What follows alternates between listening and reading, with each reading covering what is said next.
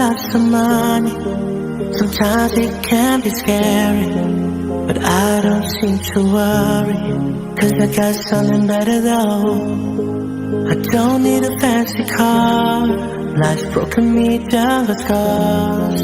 On my back I just count the stars, but I'm holding on, yeah. Cloudy storms and winter rain. Assalamu alaikum wa rahmatullahi wa barakatuh.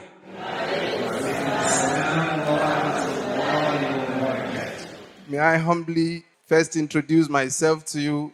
I am Qasim Fumilayo from Lagos State Broadcasting Service Muslim Community, Radio Lagos, 107.5 FM, Tiwantiwa, Imolola Dini. And of course, my brother, in whom I am well pleased, Abu Asia, Sheikh Muhammad Saeed Kabirullah. Allahu Akbar. Together, we shall be comparing this workshop today. We hope that Allah subhanahu wa ta'ala makes it easy for us. Ameen ya Rabb. As you are all aware, that this is Muslim Singles and Married Media Initiative.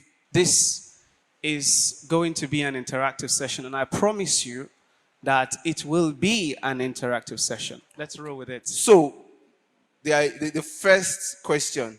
Before we get busy with the presentations from our resource persons, we want to first feel your pulse and understand what you are thinking first, so that by the time our resource persons come on stage, we would be able to drive the discourse to solving the areas of concerns that you must have raised. Are we together, please? Kabirullah. Allahu Akbar. So, we really need to understand from individual perspectives, what do you think the root causes of marital conflict? I'm sure that many of us here would like to contribute to this discourse among brothers and the sisters. We are promising it's going to be interactive, inshallah. We want to know, we want to hear stories. We want to hear your versions. Now that you have the microphone, you do the talking now before the facilitators get the microphone. If you would like to answer a few questions regarding this, you can, inshallah, raise hand. Let me tell you three things first, so that you can build on them. Number one, somebody said, is money. When there is money, your marriage will work. Do you agree with that? That's one perspective. Some people agree with that. Some disagree. Money. That many marriages are breaking under this harsh economic situation. The brother here He wants seems to say to be something. agreeing with that. Do you agree with me? Why do you agree with that? For crying out loud. We even hear that rich people's homes, get broken even more than the poor people. Yeah, I agree with it. My name is Mr. Buhari Ganil. There is no marriage or relationship without money. It's an inevitable thing. This is an indictment on you, sister. There is no relationship without money. That's the first liner. Okay, so most of the time, people always think it's all about the money. Like, okay, when I throw money to your face, you're going to hear everything I'm saying because I have money, right? But then, fine, it always works like that. And the disadvantage of that is that most of the time, they overlook the red flags that you're seeing. The red flags are always there, staring at them at the face.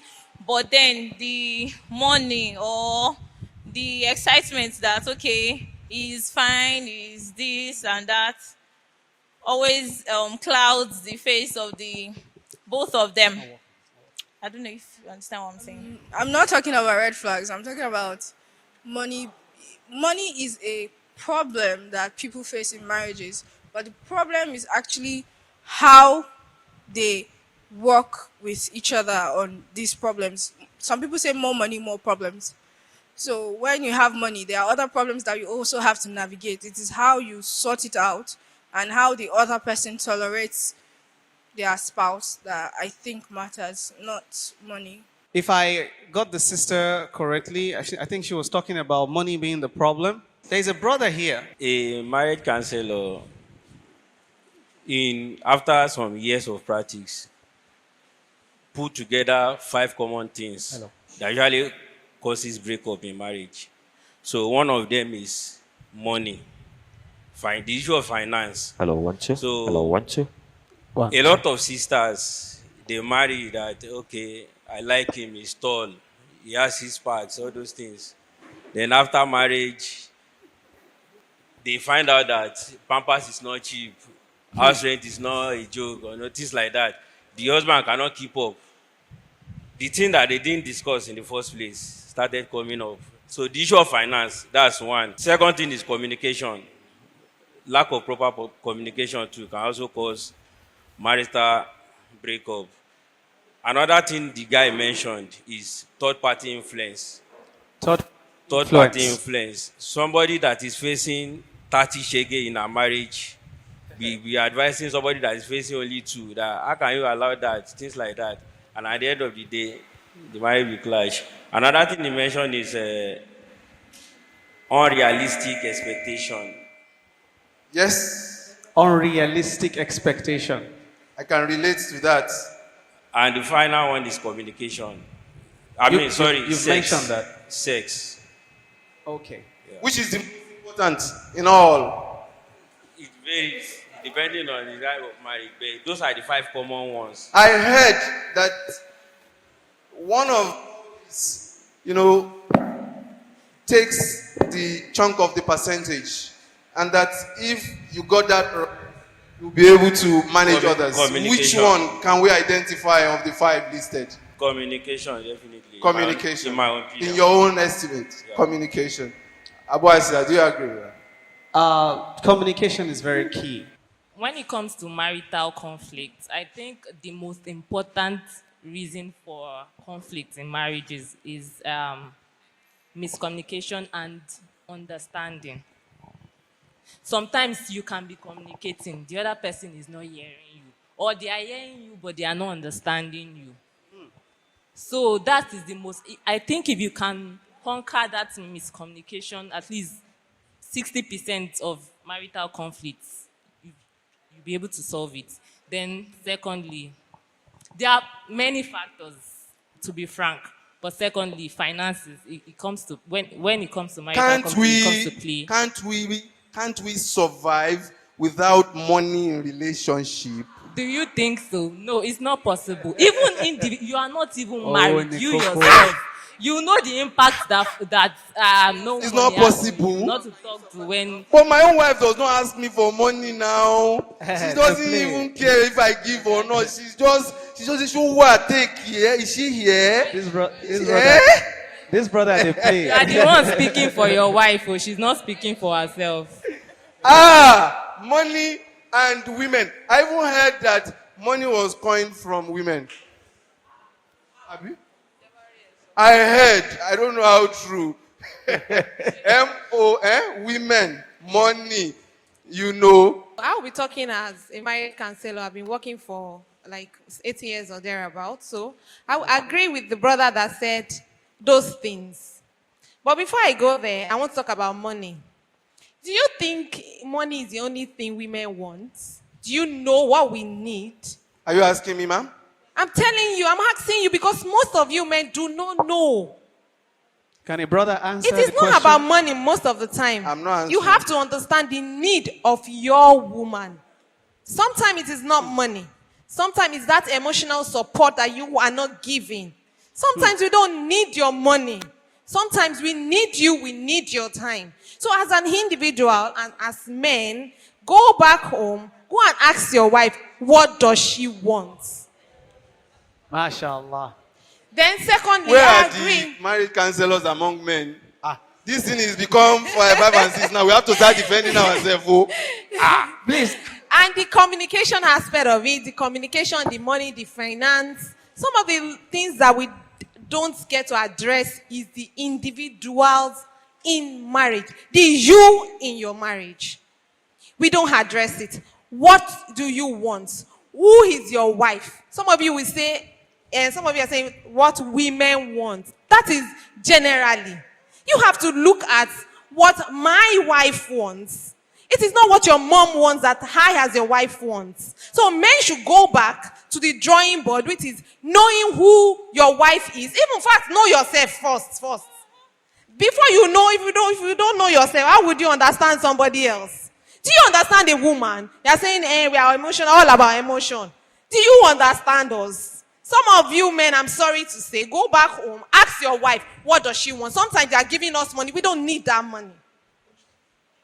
Really? So it is still us, comes back to us and our minds. It's not as if we don't need your money, but not all the time. So I don't like the fact that you use the word that is money. What's money? Some of us are doing fine, you know. Ajia, Wow. Ajia be coming down. One thing about marriage is that everybody is an expert. Everybody is an expert. In this all, somebody is already calculating things that make marriage not to work because you've been mentoring someone here and there. So everybody seems to know so much, and that is one of the criteria, of this. That's why we have to allow you do the talking. So we are not concerned about you and those things we are going to be listing. The money, the communication, the understanding, and then you talked about two others. All of those things are things we know, but the application is where we want to take this discussion to. Money is important. Money is not important. How do we manage our financial issues? Communication is important. Now we know, just like ever. How do we now start communicating between, ourselves? Understanding is important. How do we understand ourselves? You have said those things, right? But how do we understand ourselves is what we want the takeaways to be at the end of the day. And in the private sessions you'll be having with our facilitators. I don't know, the way the society usually portrays is the lady do not have the chance to freely speak her mind. When she's speaking her mind freely before she goes into that marriage, the brothers tend to be like, she's too selective or this or that. I think there should be a system where either they are matchmake or they meet and like each other one-on-one. They need to be able to speak freely, say things, especially that finance. That finance is a very, very great Very, issue. very important, Abby. Yes, because it's fine, it's handsome, you got married, your parents support your marriage, maybe the mother, the in-laws, they support the marriage, the wedding was beautiful and everything. Now, it is now time to pay money for buying food into the house every month. Now it's now time story. to pay NEPA bill. Then you're not like, did you actually discuss that it's going to be 50-50 or 70-30? That's one of the things that first 6 months of marriage, issue my best in Mashele. You got to finance of our mates. So I think we should employ the sisters to be able to speak freely, very well. But at least let them know that this is what I want. Will you be able? And like she said, do you know your woman? Do you actually know the person you are married to, or just all of us pretending outside doing salam alaikum, brother? Just want to get salam alaikum. Wa alaikum salam.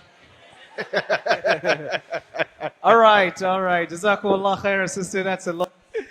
That we've been discussing are supposed to be prelude to the first discourse. Yes. Marriage. How are we supposed to make it an act of ibadah that it is? Maybe after this discourse, we are going to calm down and put all these variables highlighted in perspective for the sake of Allah subhanahu wa ta'ala. To do that for us, Yes, to do that for us is a sheikh, our ustaz, our very own Sheikh Yusuf Aribi. فليتفضل مشكورا يا شيخ. كبر الله. إن الحمد لله نحمده ونستعينه ونستغفره ونعوذ بالله من شرور أنفسنا ومن سيئات أعمالنا إنه من يهديه الله فلا مضل له ومن يضلل فلا هادي له ونشهد أن لا إله إلا الله وحده لا شريك له ونشهد أن محمدا صلى الله عليه وسلم عبده ورسوله أما بعد فإن أصدق الحديث كتاب الله وخير الهدي هدي محمد صلى الله عليه وسلم وشر الأمور محدثاتها وكل محدثة بدعة وكل بدعة ضلالة وكل. We thank Allah subhanahu wa ta'ala for this opportunity. May Allah's peace, blessings, and benedictions be showered upon the soul of Muhammad sallallahu alaihi wasallam, his household, his companions, and all the Muslims in general to the Al-Qiyamah. Brothers and sisters in Islam, Assalamu alaikum wa rahmatullahi wa barakatuh.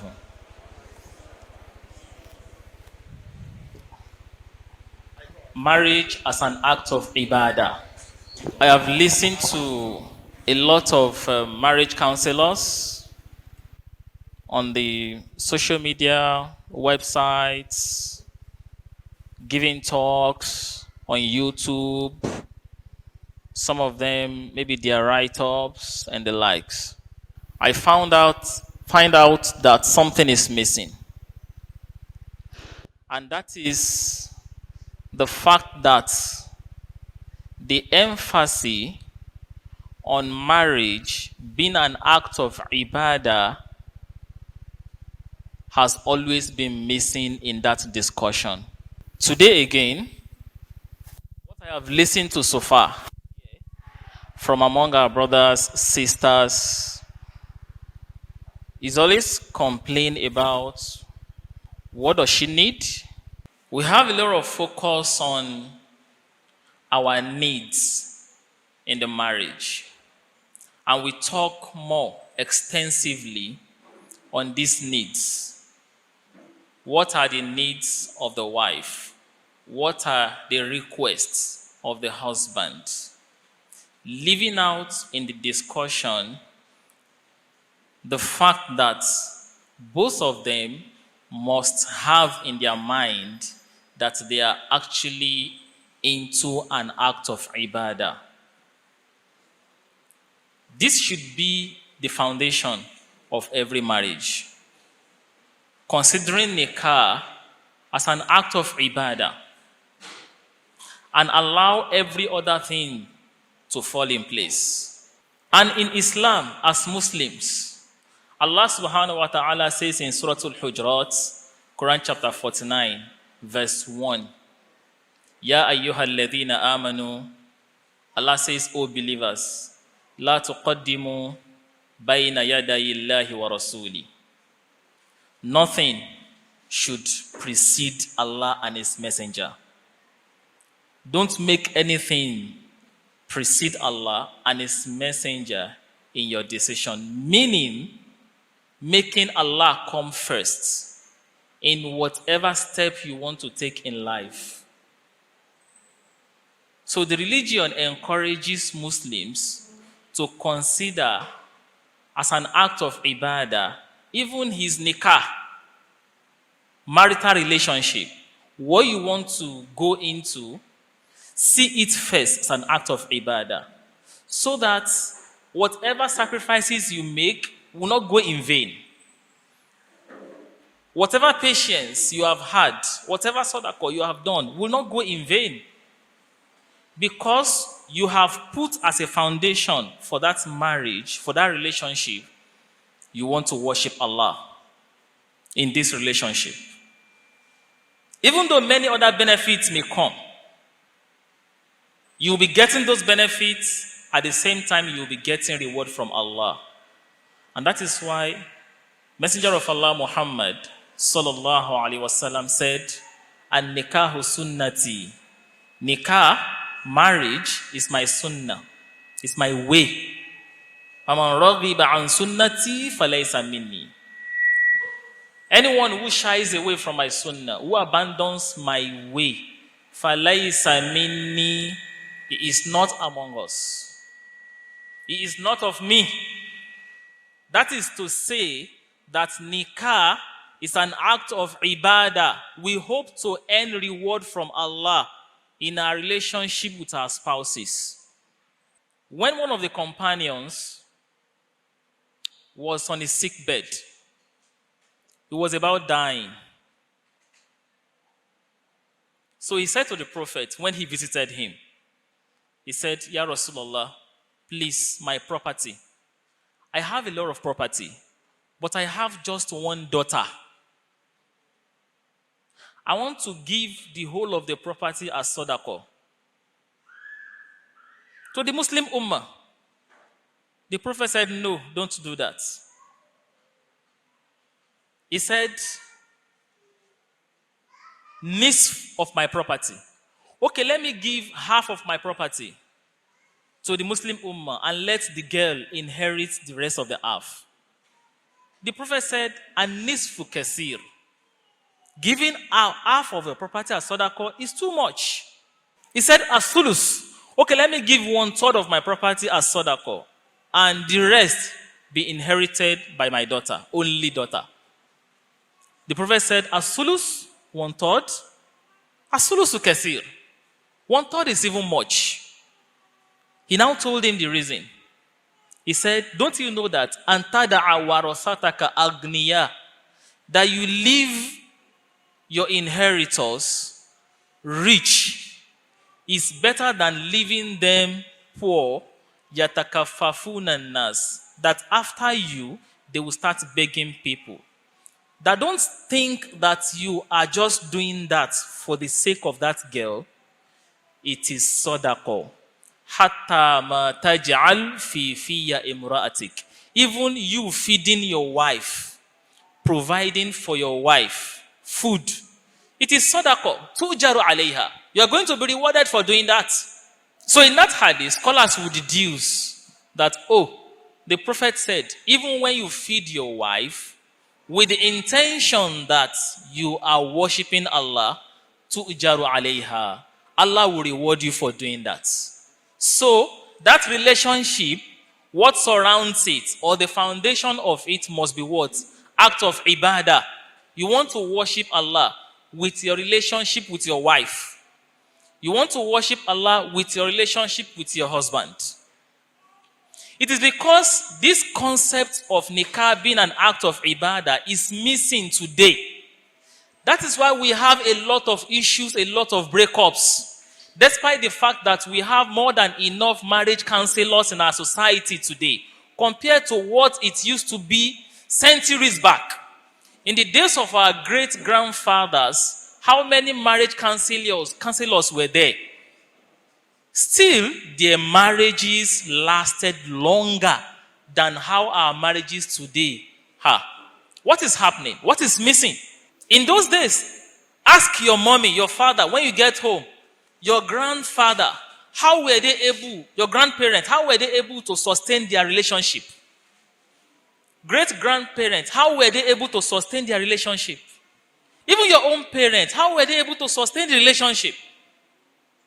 Less of divorce issues in those days. And they didn't have enough marriage counselors.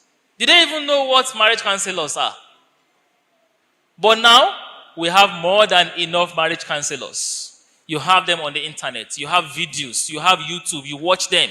You read books. You go, you visit them in their offices. You pay a lot of money. Still, you experience marriage breaking here and there, every now and then. Then something is wrong.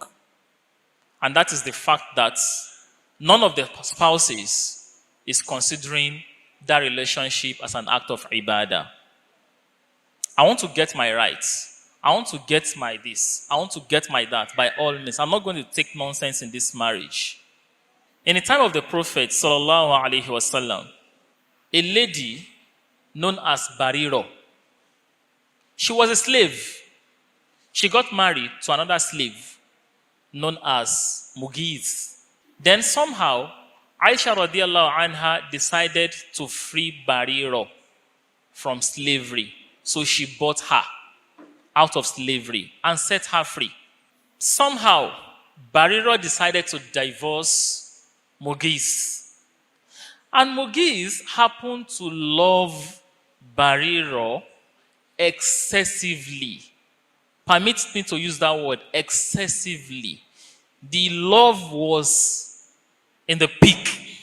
Somehow, Bariro grew hatred for Mughis. The hatred was so much that she would not consider him for anything, as in for any reason. Mughis started pleading, begging Bariro to allow the marriage to continue. Bariro said no. To the extent that Abdullah ibn Abbas radiallahu anhuma said, I saw Mughis on the streets of Medina running after Bariro, crying, begging for them to come back to their relationship. He was crying to the extent that his beard got wet from, tears. And when the Prophet saw them, sallallahu alaihi wasallam, he saw Mughis going after Bariro on the streets, crying. The Prophet was surprised too. And he told Al-Abbas, the father of Abdullah ibn Abbas, who said he saw them in the way he saw them, that Allah ta'ajab min hubbi Mughis Bariro. Are you not surprised at the love of Mughis for Bariro? Wa min bughdi Bariro ta Mughisan, and the level of hatred Bariro had for Mughis. Al-Abbas too said, I don't understand. And the Prophet called Bariro. That, oh Bariro, won't you consider Mughis and just go back to your relationship? You know what she said? Ata'muruni ya Rasulallah. Is this a divine order, O Messenger of Allah? Are you ordering me? Is it something that is wajib upon me from Allah that I go back to that relationship? The Prophet said, La bal ashfa. I am just pleading and interceding on his behalf. It is not an order. It is not compulsory for you to take my order or my advice. It's just an advice. Then Bariro said, no. So the message is that something may not just work. Put everything we have mentioned in place. Let the money be there. Let the communication be there. Let this be there. Let that be there. You see, the moment that something sets up that she cannot explain, or he too cannot even explain, you cannot hold them back. Maybe they are not meant together. Maybe they are not meant together. The qadar of Allah, we should always bring it back to whatever we are experiencing anytime we are experiencing it. You may try your best to make a marriage work. If it doesn't work eventually, maybe that is the destiny. Maybe that is where it has to stop. So saying you have to continue, we have to try our best to make sure it continues. Are we saying we have to rule out talaq completely? No, we are not going to rule out talaq completely. Maybe the solution to, peaceful coexistence, peace of mind in both of them is for them to depart. Zaid, radiyallahu anhu, tried it as well. He and his wife, the Prophet ﷺ pleaded, he advised as the best and the best of marriage counselor. The best of marriage counselor. He advised both Zainab bint Jahsh and Zaid to continue their relationship. But it didn't work. And the Prophet was even considering some other things. Zaid, people will call him what? Zaid bin Muhammad. People will call him Zaid bin Muhammad. Zaid the son of Muhammad. Was he the son of Muhammad?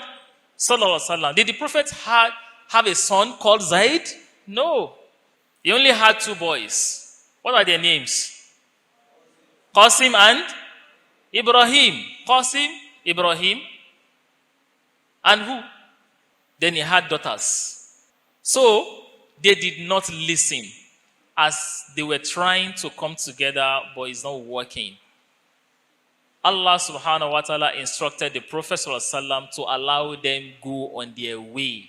And you have to marry Zainab bint Jahash. That's a long story. We can read it in Surah Al-Ahzab and in the tafsir of Surah Al-Ahzab. But the message here is that, you see, when something is considered an act of ibadah, there is no way you will not bring in into it. Tawakkul ala Allahi, reliance on Allah.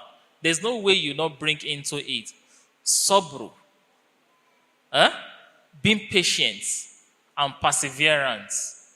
When it is sweet, interesting, and when it is bitter, frustrating. You have to bring a sabru, being patient and perseverance.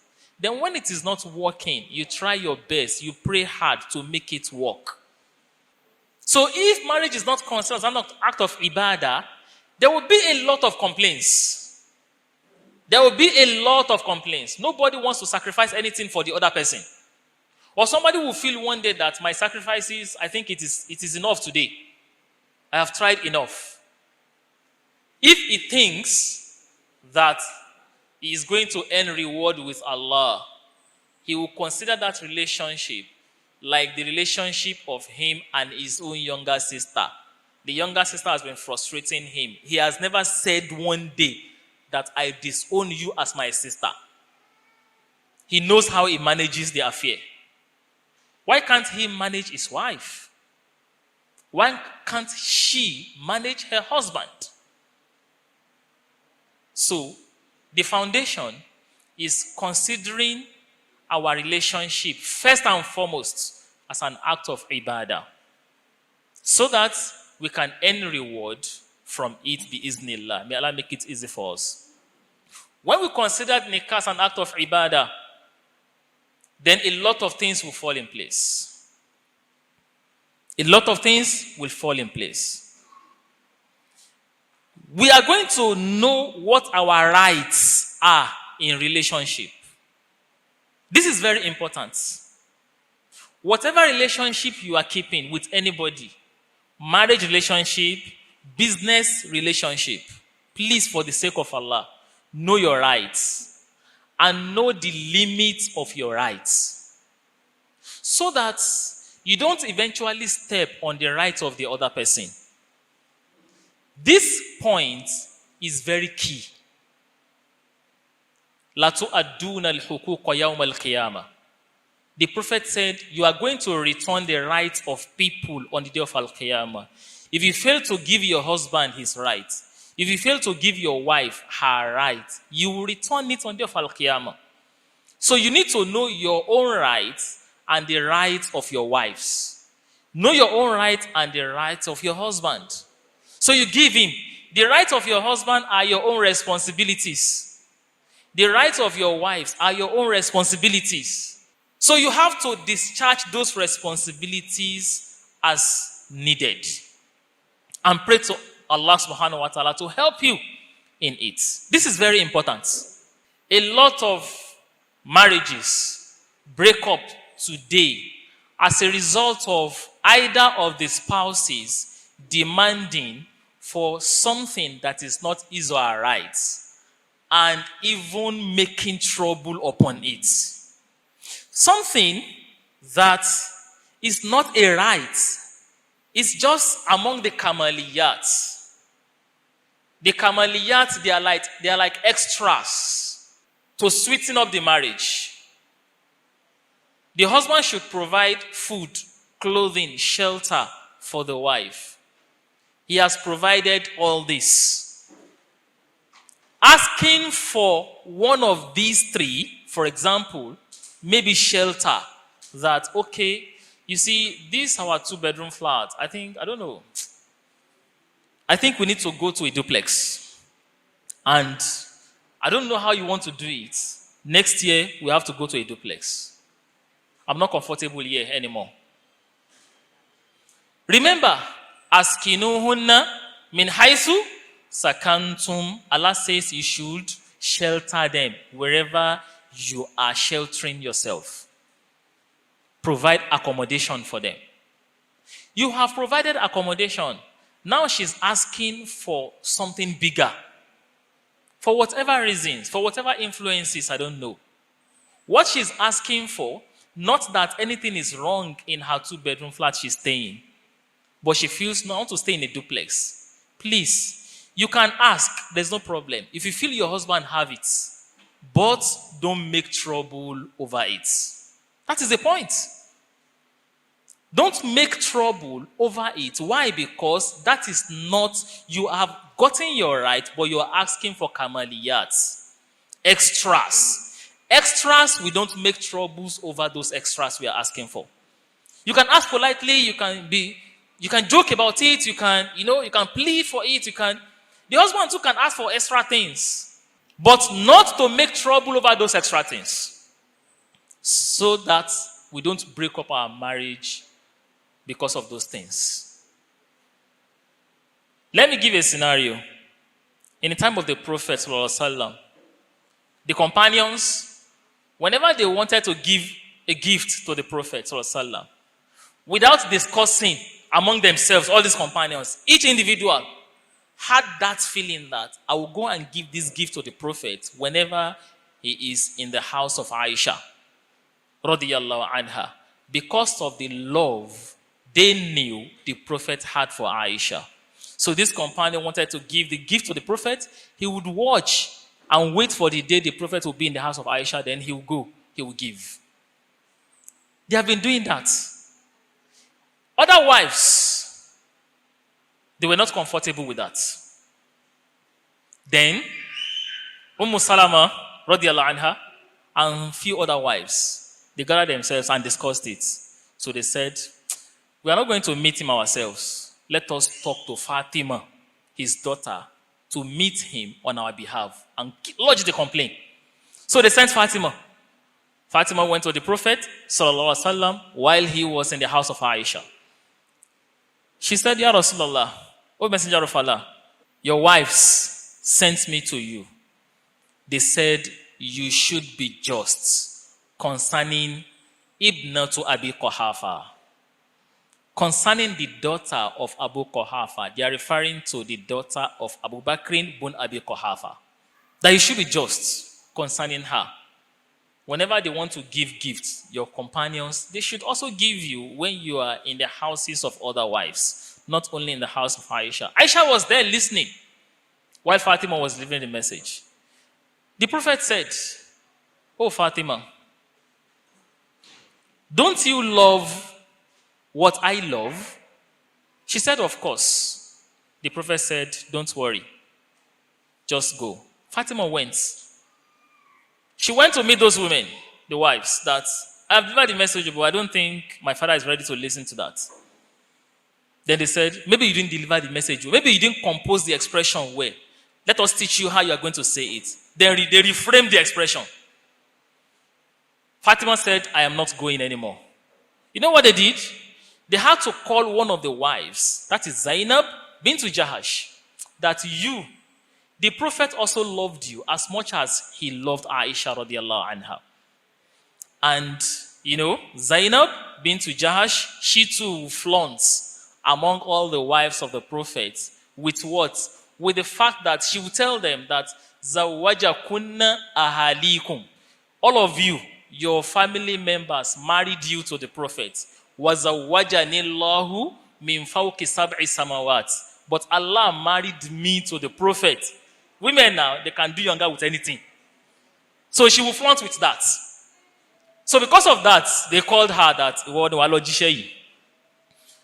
So she accepted and she went to the house of the Prophet. So she met Aisha there. She started talking. She said exactly the same thing they wanted her to say. And the Prophet kept quiet. Then she faced Aisha radiallahu anha and started talking against Aisha. She talked at her.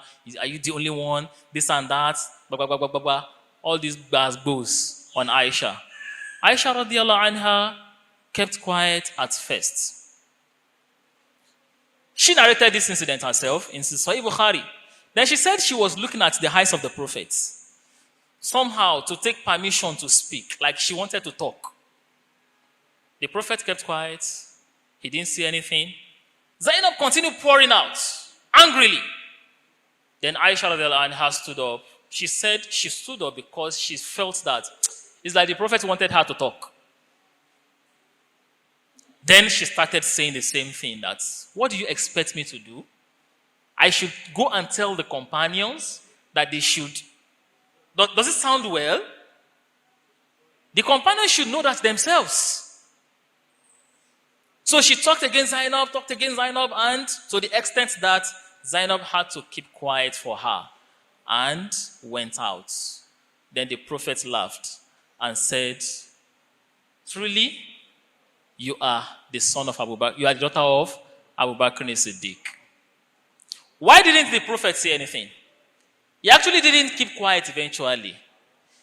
Do we expect the prophet who is being given gifts to go to the companions and start telling them that, see, when I'm in the house of other wives too, come on. No. That is not necessary. And the fact that what those women, radiyallahu anhunna, were asking for, was it a right? Was it a right? No. That is not a right. That is not. But because of this natural thing that is in us, all of us, that we call owu, this jealousy, all of us. I said all of us because men too have theirs. This jealous thing is not restricted to the women. Everyone has it. But one person is able to control his or her own more than the other persons. One gender may be able to control his own or her own more than the other gender. So that led them to what they did. Yes, they did istighfar. May Allah forgive them and forgive all of us. The wife of the prophet and their mothers. But to tell us, the point there is that what those our mothers asked for was beyond the ordinary right they should ask for their husband. So these are part of the things that often lead to marriage breakup. Insisting on something that I must get it. So know your rights and know the limitation of the rights. Both the husband and the wife.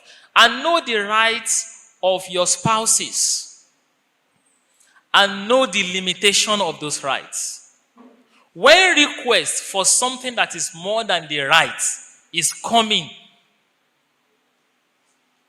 maybe to strengthen the love and the relationship, of course we can give if within our possession. If it is something we cannot handle, let the partner know that this is not, I'm not sure I can do this now. Then the partner too who is requesting should know that what I'm actually asking for is not a right, but part of Kamaliyat. Another scenario, and inshallah, maybe Ustaz is going to come up now. You should be ready for these scenarios because I want contributions. It's a case that happened, but how do we handle this case? A brother has 2 wives, and the 2 wives, of course, their parents are still alive. One of the parents of the wives, one of the wives, is a driver, like transportation from one state to the other. So he has his car that he uses for that. The car became faulty, and the brother decided to buy a new car for him. After buying the car, the other wife got to know, and she felt, I don't understand. My daddy too need a car. What should happen in that family? She is insistent on that request. What do you think the man should do? The other wife too, whose daddy has got a car, was feeling that, what is this now? When you two were given so and so thing, I did not request for the same thing. And somehow grudges began in the house. Grudges began in the house. This happened not up to 2 months, and somehow they are still in the grudges, trying to manage it among themselves. What should happen? Okay. Okay, in the given scenario, there is probably underlying factors for there to be grudge on just this. Otherwise, it's not a right.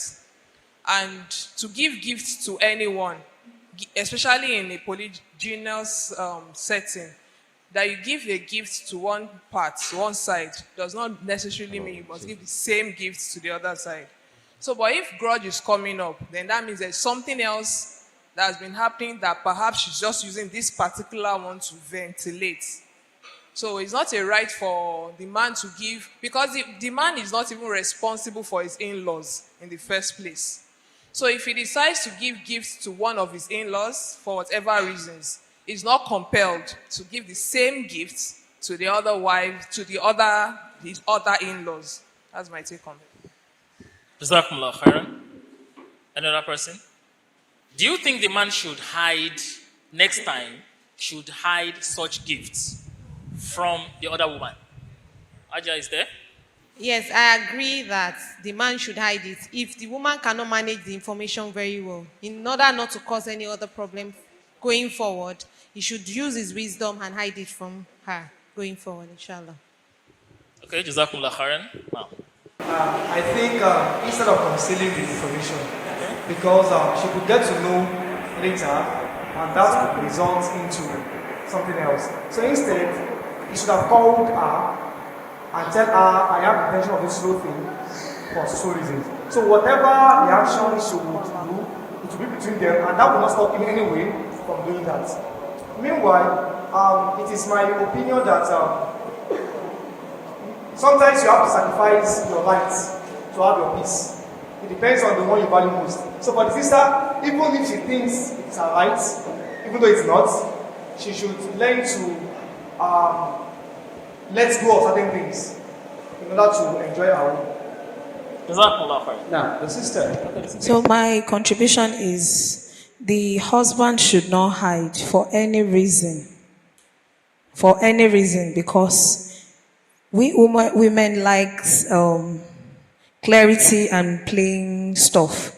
So what I just think the husband needs to do is she should remind the wife, the jealous one, that he's just trying to be just. Since you mentioned that the jealous wife also gets something that the other wife does not get.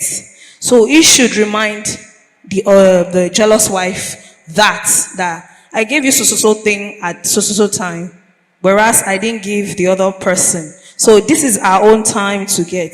And it is not possible for you guys to want the same thing at the same time. What I would say is that there is no need of hiding, and we sisters should understand the fact that there is politics in Islam. It's just that we are going to play a political, an Islamic one. It is not our responsibility or our right to determine what the man does, as long as he does not have anything to do or a contrary opinion on the Islamic rules. Because I observe that most women, we usually leave what concerns us and deal with what does not have anything to do with us. We are being practical here, I understand, but it is best we all go back to the source, which is the Islam. What are my rights and what are not my rights? Assuming the other woman is not the husband's wife, and I see somebody in need, am I not going to do it? So when we deal with ourselves in that direction, that my husband is just like I'm a da'i to him. I'm there to guide him. I need my own alijannah. And the husband understand the fact that this is my wife. I need to do my right, but I'm thinking of getting my aljana through that woman. Then all of us, we have that peace. Because no matter what we say today, on this particular issue that you said is at stake, that woman will remain that woman because that is the nature of a woman. All we need to do is just to tell them, come, that jealousy, that thing that you want does not work now. So sometimes we have to be firm as into women, and sometimes we have to be lenient with them. Because that's what I feel about us as women. Sometimes when you are too lenient, then we become more stubborn. And we don't want to accept the correct principles of Islam. And it's creating a lot of problems. That's me. Assalamu alaikum warahmatullahi wabarakatuh. Àwọn Yorùbá máa ń sọ wípé àìtó yín ká òun là ń dọwọ́ ẹ̀kọ́ tó ṣe bí òwe ẹ̀yìn àgbàlagbà tẹ́wàá lókè. Ìtumọ̀ ẹ̀ ni wípé ẹni tí ó fẹ́yàwó méjì tẹ́lẹ̀ náà àwọn nǹkan tó jọ bí báyìí á máa ṣẹlẹ̀ tí yóò bá dẹ̀ dúró lórí ẹsẹ̀ láti rí pé èyí tó tọ́ bó ti wulẹ̀ kó rí lòun ń ṣe. And no matter whose cause is God, you have to stand by whatever it is you think is right. That said, it is also important that you remind yourself that you want peace. So there is no one size fits all. The person in question just has to consider the consequences of whatever decision is taken. Jazakumullah khairan to all the contributors. May Allah subhanahu wa ta'ala reward you all abundantly. You see, like I said earlier, that we should always keep something in mind, and that is the fact that our relationship should be based on ibadah, that we are serving Allah. Let us also not forget that shaitan will always want your failure. He wants your marriage to fail. He wants your success to crumble. So anyhow he's going to achieve that, he will take the step. Alladhi yuwaswisu fi sudurin nas. Allah says he whispers in the minds of the people. So that might be the whispering of shaitan. Some people have taken wrong steps in their relationship, then later they start regretting. Like talking to themselves, I don't even understand how I did that. Yes, you have to always do isti'adha away from shaitan. Always remember that the Messenger of Allah ﷺ said, when he was standing one night with one of his wives outside, like beside the masjid, he was doing itikaf actually, so he had to attend to her like urgently. So he was standing very close to the masjid, and two companions were just passing. It was in the night, dark. Two companions were just passing. Both of them, when they saw a man and a woman standing beside the masjid, they walked faster. The Prophet said, Ala rislikuma, both of you should come here. Innaha Sophia. This is Sophia, my wife. They said, Ya Rasulullah, we are not thinking anything. Inna shaytana yajri min ibn Adam majra dam. That shaitan moves in every human being in the vein where the blood moves.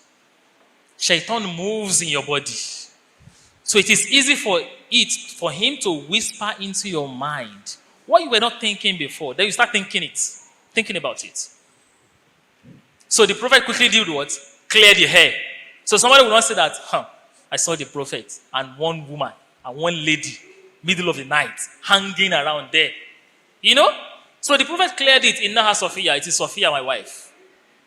So not to allow shaitan at all. We need to always control our hearts, our mind. Always bring yourself back to your deen. That wait, what I'm about asking for, or what I'm about fighting over, quarreling over, is it even my rights? Is it even allowed in Islam? You ask yourself several questions. So this is how we make the deen the foundation of our relationship. And you make the deen to dictate to you. Bring Allah first. Bring the messenger of Allah first, sallallahu alaihi wasallam, before you act on anything. And sincerely speaking, if we cultivate these habits, we are going to attain successes in our lives and in the hereafter. May Allah make it easy for us. Do we have singles here? Did you invite singles? Yes, it's... Because the second scenario does not, I don't know. Okay. They can learn anyway. There's no problem. I think majority of the people here are married. So this scenario, let us share our view. The information came around on Wednesday, just a few days ago. Then I thought of it. And I saw that there are different ways to it. Because of the family involved, not a polygamous family, just one husband, one wife. And what is the complaint? The husband was like, when he was narrating this, was very hot saying it. I had to calm him down and let him realize or view that issue from other perspectives. Then he calmed down. But is there any reality in what he's actually angry about? Let us see. The complaint is about he has a belief in, as a Yoruba, a typical Yoruba man from Oyo brothers, mashallah. He said, a woman is always alomoko, not alomoko lamangbo, akingbo alomaya. That typical Yoruba understanding is that a woman should always cuddle her husband, requesting for conjugal relationship like that. Not the husband should be asking and asking for conjugal relationship. That, So, and he emphatically said, you know that statement, Alomo kolamangbo and balomaya. Ustaz, what I'm about telling you, it's becoming annoying. I said, what? He said, now, I realized that at home, that every now and then, for the past 1 year now, I will be the one that have to ask.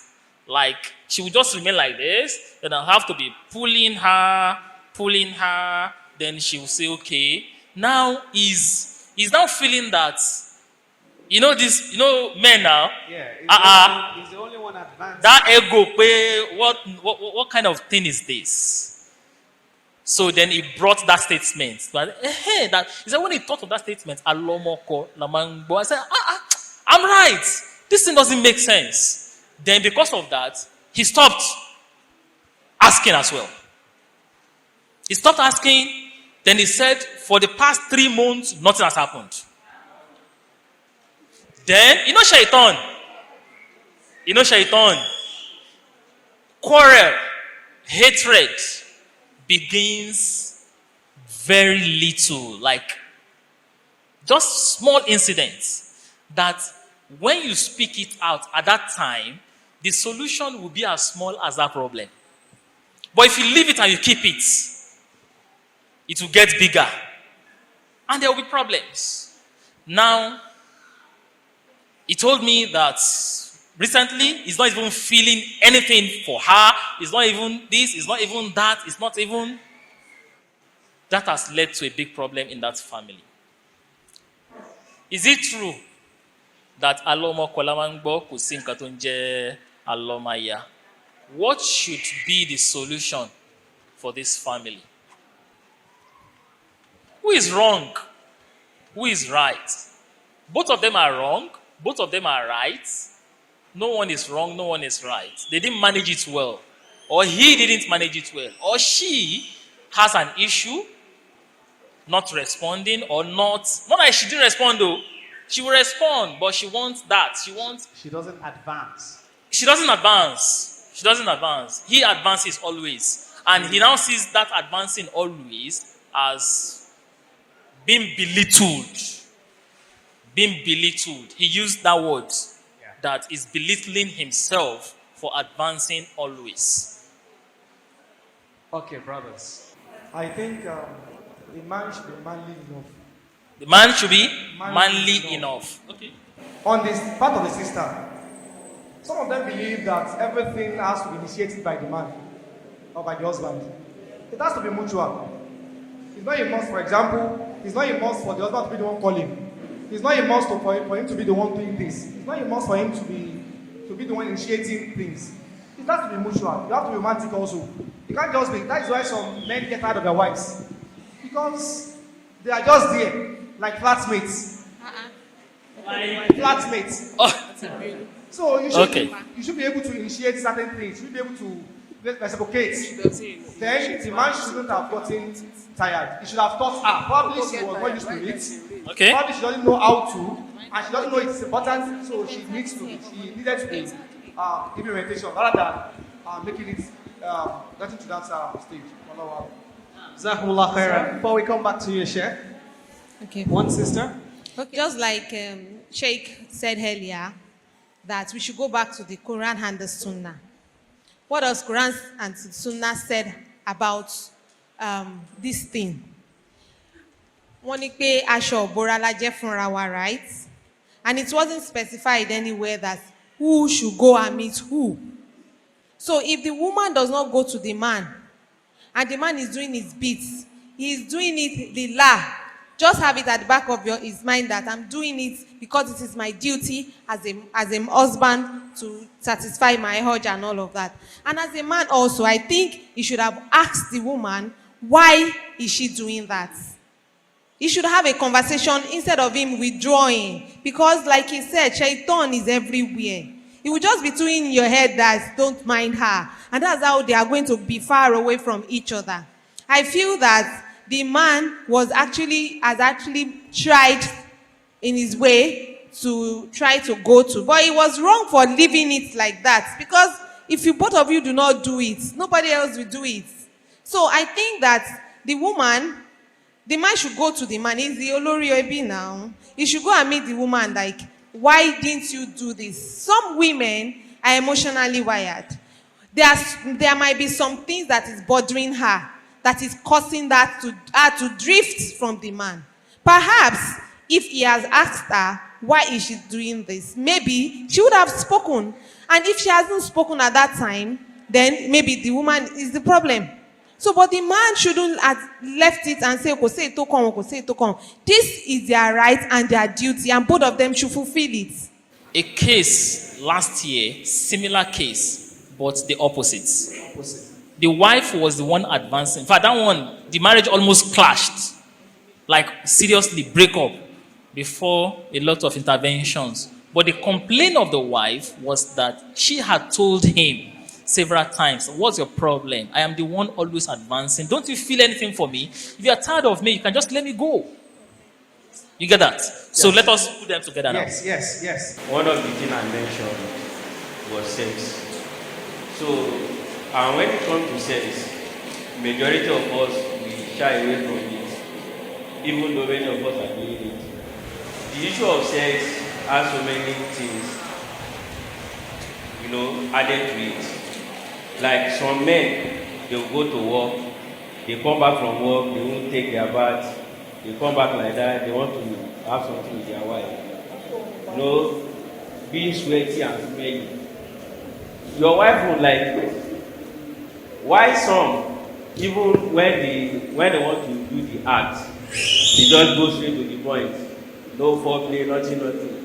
And by the time it's done, that's when the woman is getting started. And sometimes you go on and on like that. To the extent that anytime the man initiates sex, the woman will thinking this man started again. So, and another thing is, some men, they only smile to their wife only when they want that. Every other time, they are soldiers in their house. So there are so many things there are so many factors to consider. as to why the woman is behaving like that. That's why the issue of communication is also important. You should know the weakening point of your wife, and likewise, the wife should also know wala. From my own perspective is we have three types of human being. From what I've learned from human being, we have those that have high hormones. We have those that they can still control to some extent, and we have those that even without initiating, they won't bother. So in that scenario, it can happen between both husband and wife. So they need to communicate. That is one. Then two, women, as soon as we start going into our menopause stage, we tend to give different attitude, different, our hormones reduce at that moment. That when you initiate anything like sexual contact, you'll be like, no, I'm not interested, I'm down on this and that. So it happens a lot with women. So I think what they need is for them to sit, understand one another, what the husband demands, what the wife demands. That is my own suggestion. My opinion as regards the topic at stake is that the brother got it wrong. In Yoruba land too, we also have something we call alomaya. I can't actually bring the technical how the Yoruba used to make that as if the man does not know anything. That woman has actually maybe prepared vegetable for him. He doesn't know anything apart from that woman. So we have something like that. OTG4, something like that. So he doesn't know anything except that woman. We have that in Yoruba. It's not negative. OTG4 that is as if it means that it's not negative. If we are to, so those who are making that statement, it means that the one has actually captured the man entirely. Do you understand? So that means he's so in love with the woman that he can actually not do without the woman. So having that thought that is the one advancing. Yes, it is. And if you look at the Yoruba culture always wants to say that it's the man that always demands. In fact, there's one thing in Yoruba land that they will say, if a woman is too advanced woman, a negative maybe, so how will you be coping without me? You cope without me, something that is an abuse to the woman. So sometimes the woman might, if she have that perspective, she might think me advancing my means that I'm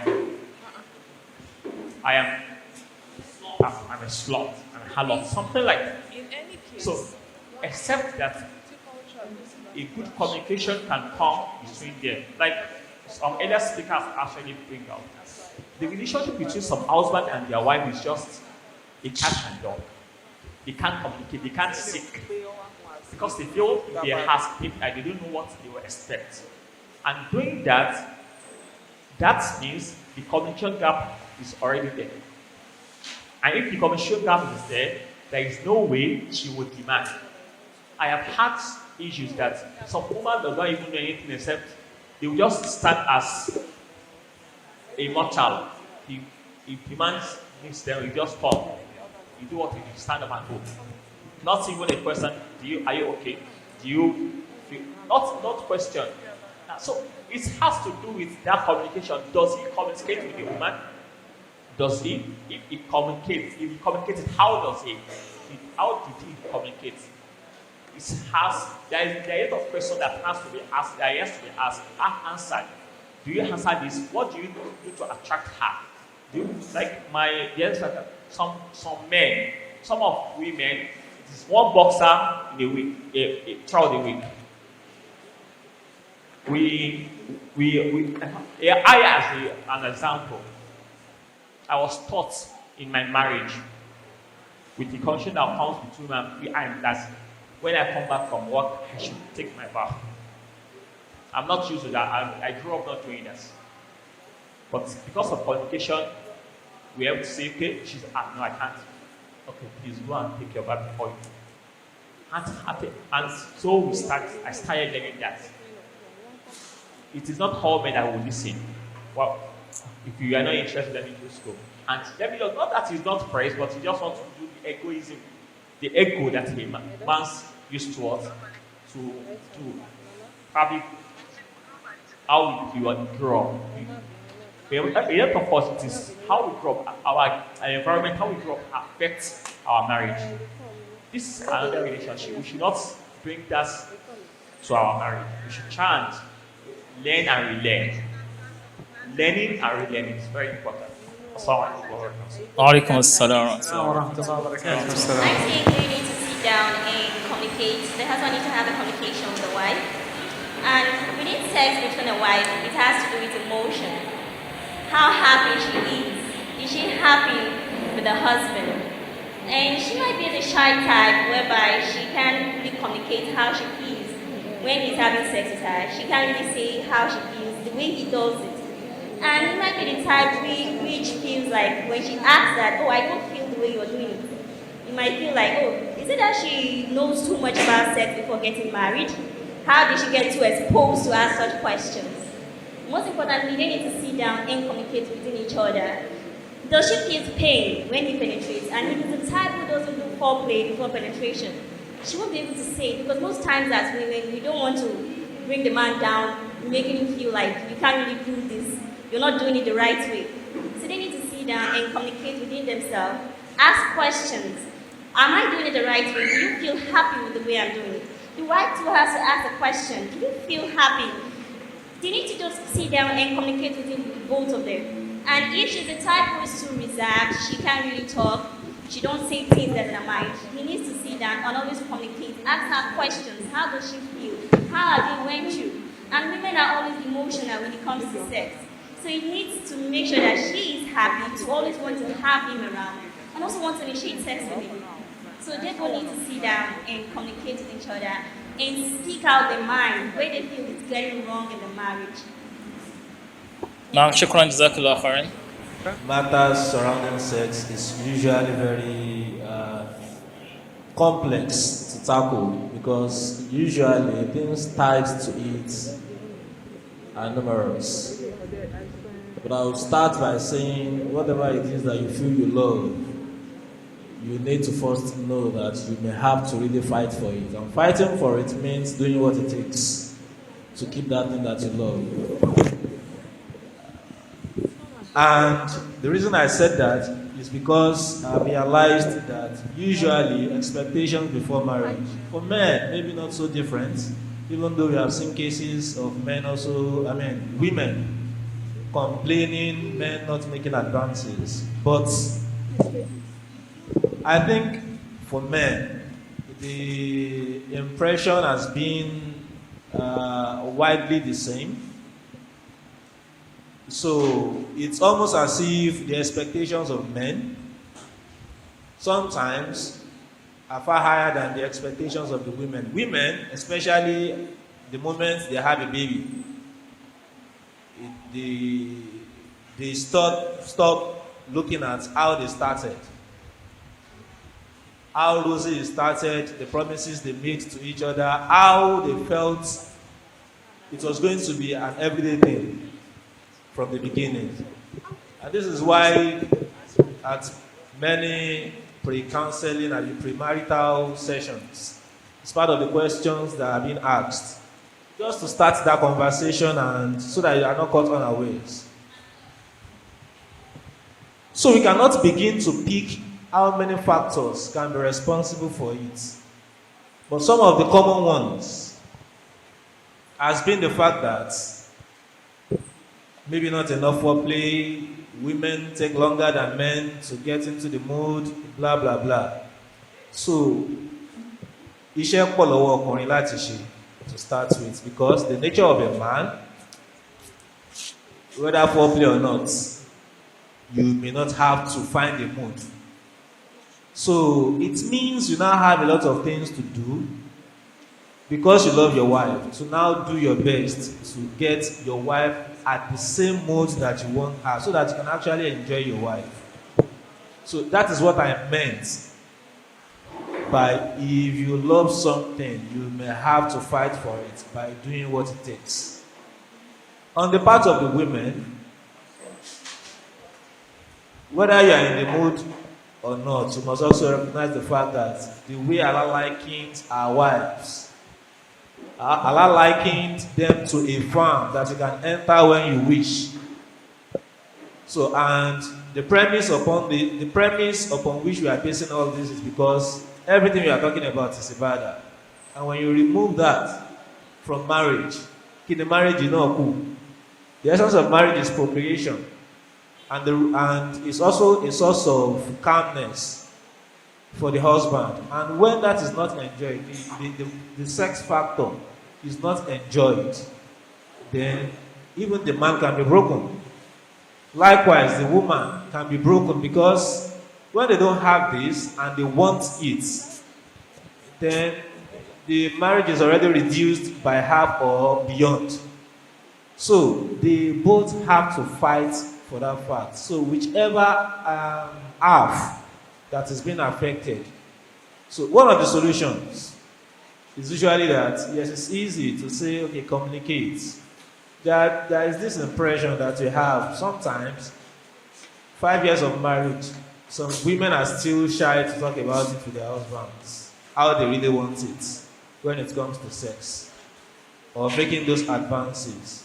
So maybe the solution is to, discuss with my wife before marriage that if you ever have a challenge considering sex, we are going to consider talking to an expert who probably have not seen us from Adam, so that you can be free. And then because sometimes this discussion can be started easily by a third party who, for example, it's like going to a doctor to examine us.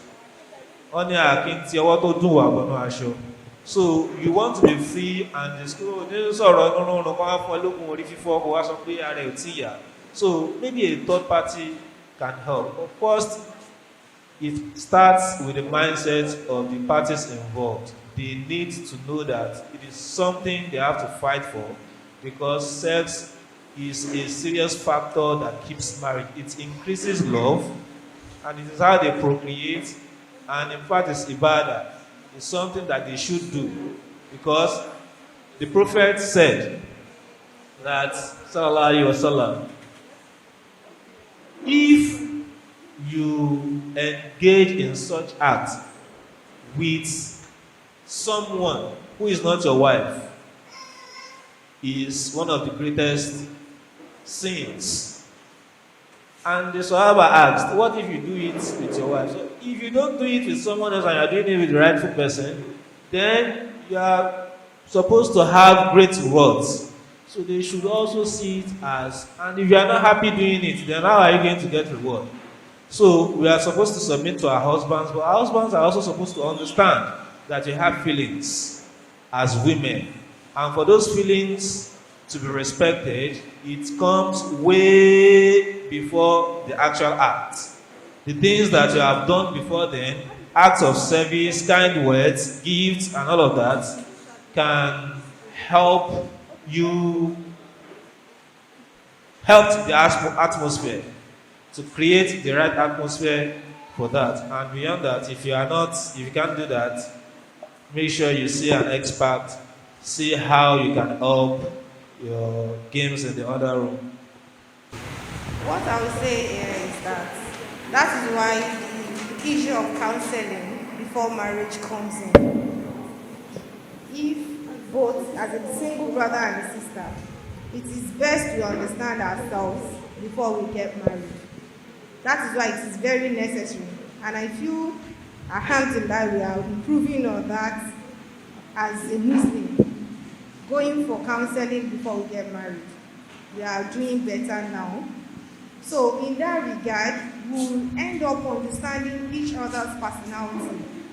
Because I feel that not knowing our roots usually affect us, especially in the Yoruba land, where, like for me, I never saw my mom and my dad hug themselves when I was growing. Not to now talk of respecting themselves. So I don't even understand what love is. So it was when I wanted to get married I decided when I initially don't want to get married because I felt what is interesting about marriage? I don't even like it.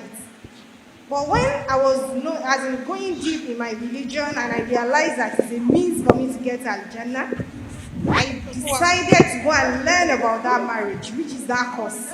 Something that wants to take me to Al-Jannah, I need to learn about it. That was when I was told that marriage is an ibadah. And if it is an ibadah, it means that you want to learn every aspect of it for you to be able to get that reward you are expected of. Like I used to tell my own mentees that marriage, the sex aspect of it takes 80% of it all. Because that is where your problem starts and that's where it ends. If you have any issue, financial issue, sex barrier. If you have medical issues, most of the time, sex barrier. If it is a third party issue, sex barrier. So if something is taking 80% of a particular cause, it means I need to deal with it properly. So, and I know that I didn't come from a home, love, I don't know what love is. So I first of all go and learn what love is. After that, went for sex therapy because I don't like sex. I don't even like the word sex. Not to now talk of me or taking what rose. So when I wanted to get married, God had to suffer 20%. I had to go and learn about it. And there is nothing big deal in sex that we don't want, that we shouldn't learn about. Let's go and see sex therapists. They will tell us how to do it. How to do. Both men and women should learn about it. It's not about a sister learning about it, because most of the time, sisters are being trained, especially in Yoruba. I'm a Yoruba girl. So we are being trained to be submissive. Islam now cover everything up. That will be real. Whatever your husband wants, just do it. So even if I'm not in the mood and my husband wants it, just do it. So at the end of the day, I've seen a case of women 40 years old, above 40, 18, 20, they don't even know what orgasm is. So how do they want to enjoy that marriage? They will just be there. They will just be there. But the point is, if we know how important marriage is, when we realize that marriage is something that wants to take me to Al-Jannah, then you will fight for it. As my brother has already said, you fight for it. This is my Al-Jannah. Even if there is an issue of third party, because most of the time, I feel that men are always being disturbed by the Yoruba mentality, which some of our brothers are now dodging under and putting Islam on top of it. It's a lie. They are Yoruba people. They are not Islamic people. They will use Yoruba for you and come to you as a brother, Al-Sunnah, but they are not Al-Sunnah in the real sense of it. Because when we get to the field, they start bringing out the Yoruba culture in them. So me, I'm of the opinion that any single brother that wants to get married, they need serious and thorough counseling to detoxify all this Yoruba mentality and put the Islamic one, which his prophet has already taught us. That is when we will get to the roots. Because I realize the women usually come, look at this all. We have more women here. They learn about this thing every time. They know Kayamata like something. But tell them when they get to the field, they will not be able to practicalize it. Because it takes two to tango. They can't do it alone. They cannot do it alone. On several occasions, it was after like 6. Okay, initially when I got married, I was, because of the training, it was still shocking me. I was able to practicalize everything. But at the point when the issue of the Yoruba stuff enters, the influence that usually affects the men, that triggers their egos, make them feel that it is the woman that is sitting down on their ego. Meanwhile, there are some triggers under it, covering up with the women. When those things started setting in, I lost everything. Let me say about 7 years of my marriage, I made love with my husband without knowing what is going on. And I make sure I let him feel as if I'm part of it. Just because of my training. That was what really helped me. He never knew I didn't understand. I did not enjoy it. But I play along with him. Because I know it's not his fault. So I was trying, during those processes, I was trying to help him to figure out the fact that there is a problem. But I don't want to show him because he will not understand how to manage it then.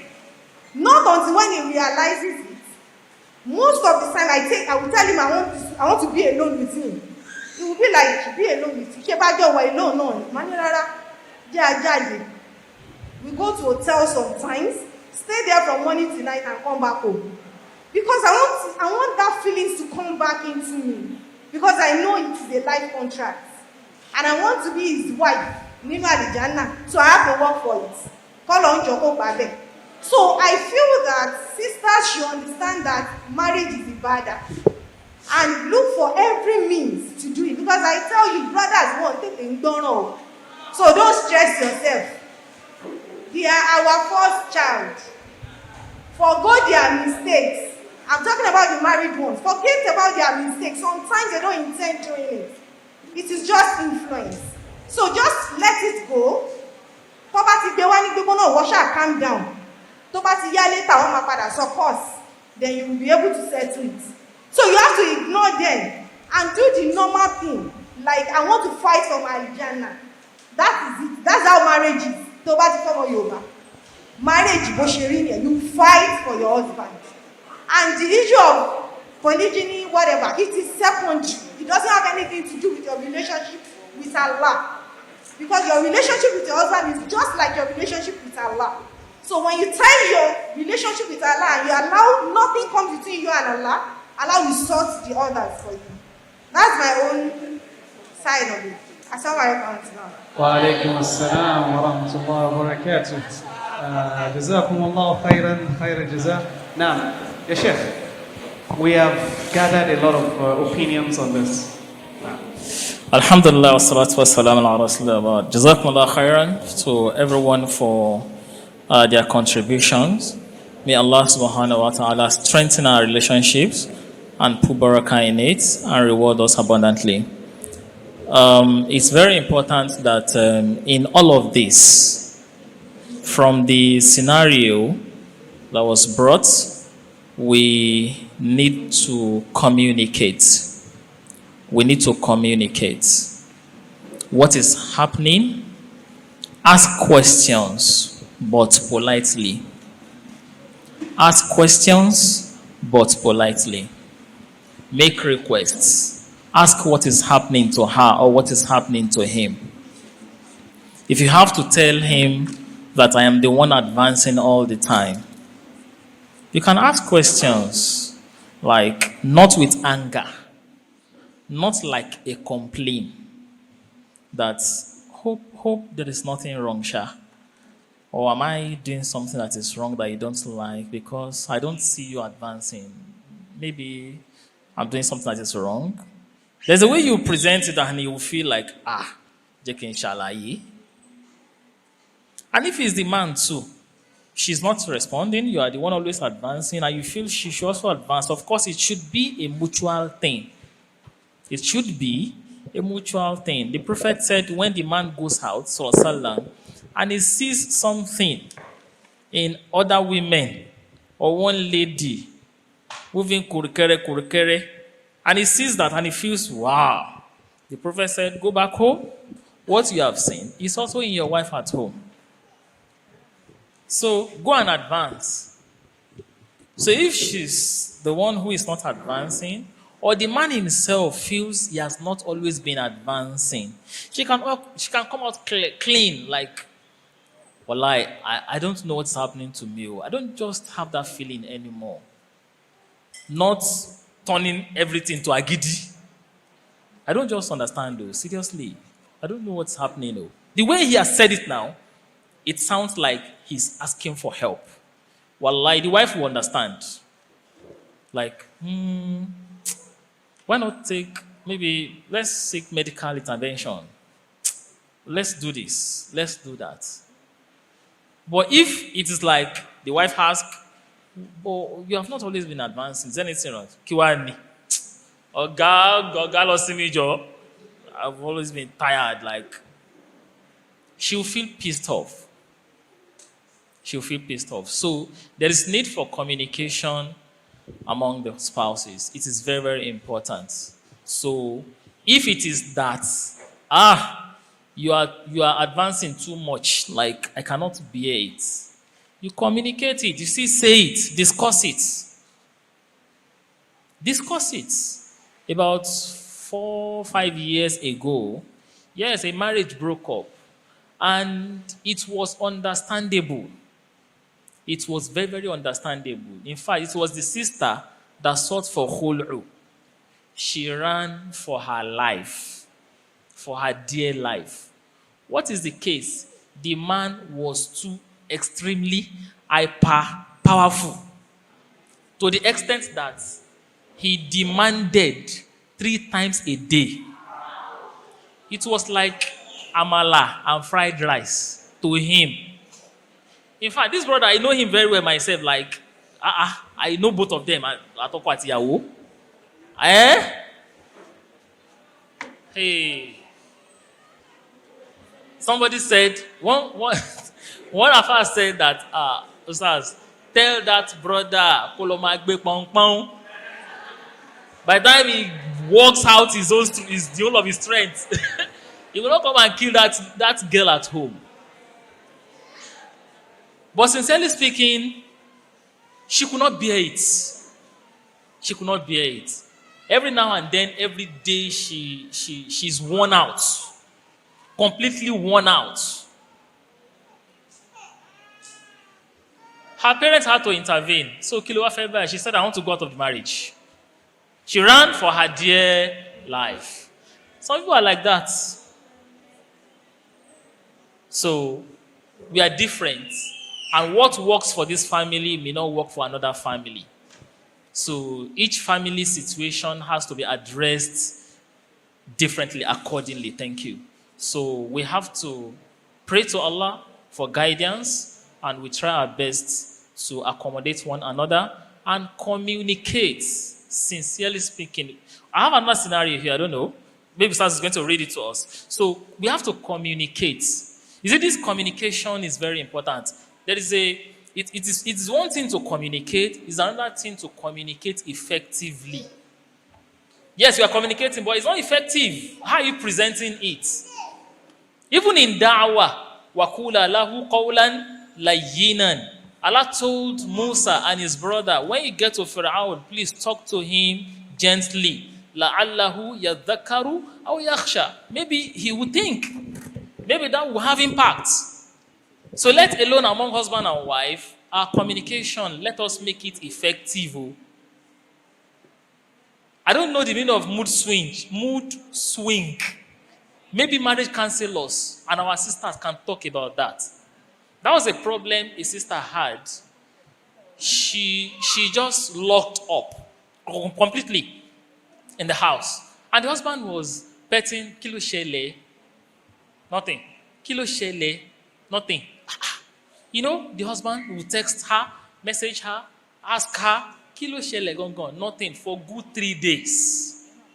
She was going out, Molosibikon. The husband would take her, like drive her on my long day, no discussion in the car, nothing. After about 3 to 4 days, then she came back to her normal mood, cheerful. The husband said, now maybe you can tell me what happened for the past 3 days that you are laughing today. She said, "She okay mood swing ni? Mood swing for 3 days." You know what happened? 6 months after, she was quiet again, not talking again. This time around, for 1 week, the husband did not ask a question. Boya mood swing, get it on.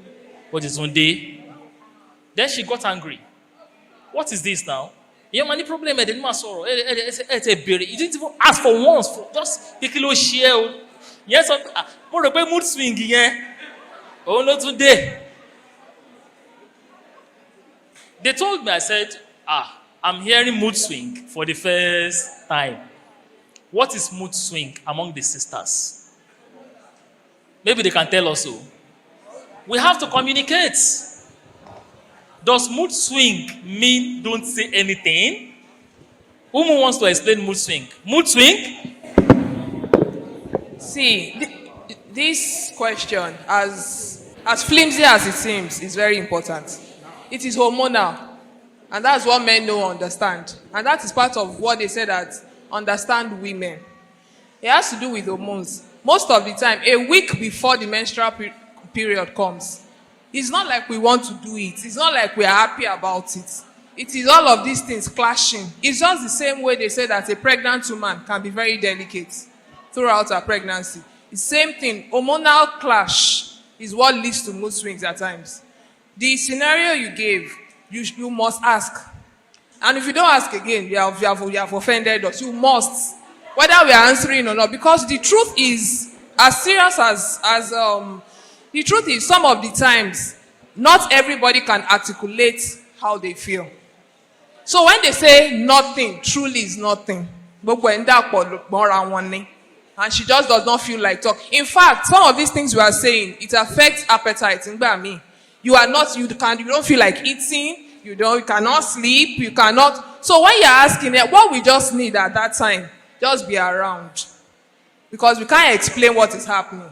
But it's not like you leave us and be saying, you will not leave us. Don't you think being around can be boring to the man? No. In this day and age of you are pressing phone and pressing phone, be around her, hold her, pet her, pat her, hug her, pele, ashake, chapele, why?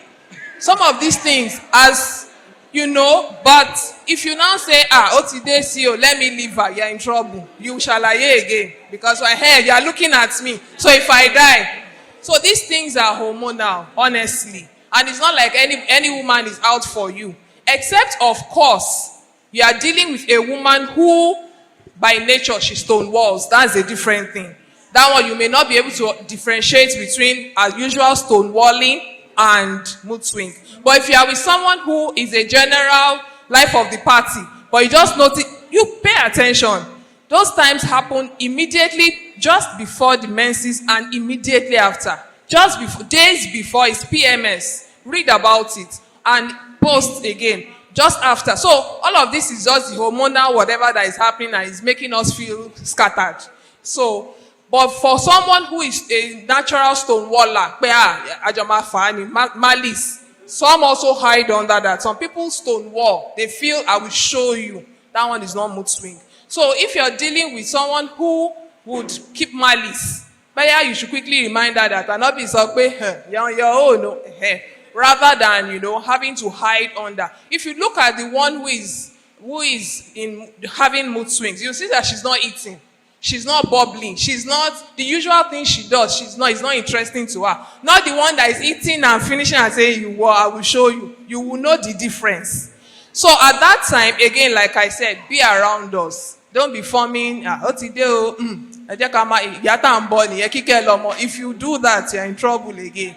So just be around us. What you would normally do. Sit. In fact, again, like I said, just like the way they say about intimacy, it's not every time that you must go all the way down. Just stay. Sit with her. Hold her. Hug her. Put your arms around her. Let her just feel that you are there. I have nothing to say to you. Just be here. Let's be looking at ourselves. Let me feel that you are around. It solves the situation more often than not. It's not a Barbara thing, but it's also important. But I think it is not all women who have this mood swing.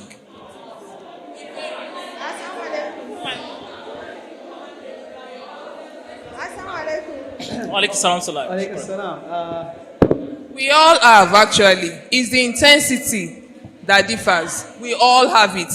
Again, some people have mastered, for instance, I don't switch off because I've mastered mine. I don't lock up. But for some people that don't understand themselves, they don't even know what they are struggling. Me, I just tell my husband straight up, I'm not in the mood. He understands that, okay, pele. And that's why I said pele, all of that. And I know that, okay, he understands already. I'm not the type that will just switch off and then you'll be wondering, no. So, but for someone who doesn't know, for me, it may be an hour, 2 hours, 1 hour, 1 day. For some people, it may be a week before menses. A week, and they are struggling. So, a woman that does not know herself, how does she want to explain that to the husband? So they are both lost. They are struggling. So, and a man too that does not understand, Boya is coming from the interlands. Boya, like that or your man. You are not telling him Muslim. He will now say, killing we, you know. So, self-awareness. Part of what we've been talking. You have to know yourself, understand yourself. When you understand it, you're able to explain to the Mr. Man that, it's the same way some people will not eat. It's the husband that will encourage that, you know you are losing a lot, you must eat, even though you don't feel like. It is also part of it. So the intensity matters, but we all have it. Again, know when she's having mood swings and she's stonewalling you. Know the difference. So that's it. Someone has painted a scenario, and I would like to read the scenario out. I'm sorry, I'm the person who am apologizing in advance. I'm not very familiar with this handwriting, not that I can read. The person is saying, what about a nice husband? Could be nice to heart, really. Talking about money could be relative. My husband is an accountant, in quote. He wouldn't spend more than his budget he wants to spend. Yet, he is rich. But after monthly allowance, he would not give you, even when you lamented from now till tomorrow. Is that what Allah says? But backside could sometimes torment him. What about a man you try to please, to all for Allah's sake, and yet he comes home unhappy, transferring aggression? When you try to ask, he is muted for hours, sometimes days. To ask, he only wants to talk, have sexual intercourse at his own time. So, that's all. So I think the summary of that case is that, okay, the husband is rich according to the wife, and he has a budget for every month, and the moment he has given the budget, what he has budgeted for the month, he locks up his box, and you cannot get anything from him outside that. So even if you keep lamenting, he doesn't listen. Then at times he comes back from work transferring aggressions, and at times he will not even speak to the wife unless he wants to have the conjugal relationship. That is when he talks and smiles. Okay, so is this what Allah says? So yeah, we are going to say one or two things, but seriously speaking, like I mentioned, there are two ways to it. Let us know as husbands and wives what our rights and duties are. That is one. Know your rights, know your duties. Number two, think of doing extra. There's nothing bad in giving more to your wife above the budget. If you have it, who else do you want to show that you are rich, if not your family first? Let your family feel it first. Don't be animal shower outside. And at home, you always lock up, you always complain of one budget somewhere that does not exist. No. Let your family feel it first.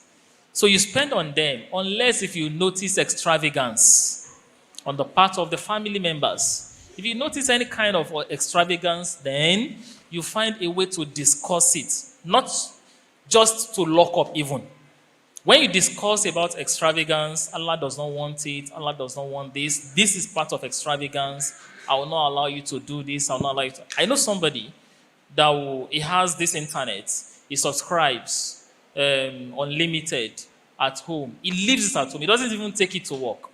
By the time he notices that every time the wife is always on her phone, checking reels. They call it reels, Abi. All those videos that keep coming. She keeps checking reels. That is what she watches and whiles away her time. The husband said he had to put her phone number into blacklist on that internet, so she couldn't access it. So have you talked to her first? Have you advised her on what she's supposed to be using the internet for? Have you told her the consequences if he uses it in a wrong way? So do that first. Admonish her first before you lock it up. If she doesn't listen, then you can lock it up.